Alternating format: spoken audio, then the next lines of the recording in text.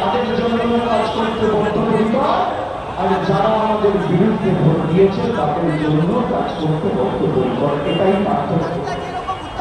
আমরা মানব সেবায় বিশ্বাস করি, আমরা ধর্ম বাড়িতে করি, আমরা মসজিদ মন্দির গুরুদ্বারায় বাড়িতে পুজোস্থানে ঠাকুরের ঘরে বসে ধর্ম করি।